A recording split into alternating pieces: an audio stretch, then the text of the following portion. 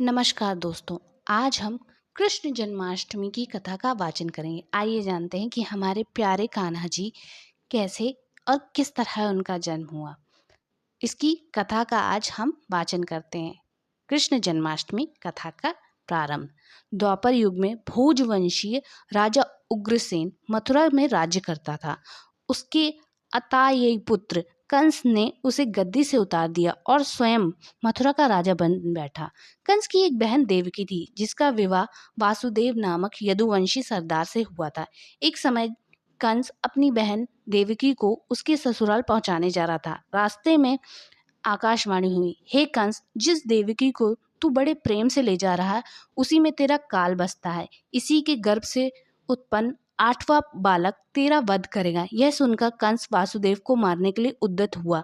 तब देवकी ने उनसे विनय पूर्वक कहा, मेरे घर में जो संतान होगी उसे मैं तुम्हारे सामने ला दूंगी। बहनाई को मारने से क्या लाभ। कंस ने देवकी की बात मान ली और मथुरा वापस चला गया। उसने वासुदेव और देवकी को कारागृह में डाल दिया। वासुदेव देवकी ने एक एक करके 7 बच्चे जन्मे और सातों के जन्म लेते ही कंस ने उसे मार डाला। अब 8वां बच्चा होने वाला था। कारागार में उन पर कड़े पहरे बैठा दिए गए थे। उसी समय नंद की पत्नी यशोदा को भी बच्चा होने वाला था। उन्होंने वासुदेव देवकी के दुखी जीवन को देख 8वें बच्चे की रक्षा का उपाय रचा। जिस समय वासुदेव देवकी के पुत्र पैदा हुआ, उसी समय संयोग से यशोदा के गर्भ में एक कन्या का जन्म हुआ, जो कोई और नहीं सिर्फ माया थी। जिस कोठरी में देवकी और वासुदेव कहते, उसमें अचानक प्रकाश हुआ और उनके सामने शंख, चक्र, गदा, पद्म धारण किए चतुर्भुज भगवान प्रकट हुए। दोनों ने भगवान के चरणों पर गिर पड़े। तब भगवान ने उनसे कहा, अब मैं पुनः नवजात शिशु का रूप धारण कर लेता हूँ।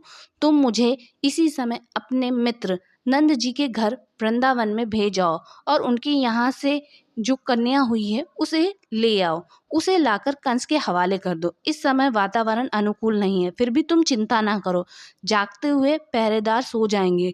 कारागृह के फाटक पहरे अपने आप खुल जाएंगे और उफनती उतहा यमुना तुमको पार जाने पर मार्ग देगी। उसी समय वासुदेव नवजात शिशु रूप श्री कृष्ण के सूप में रखकर कारागृह से निकल पड़े और अतः यमुना को पार कर नंद जी के घर पहुंचे।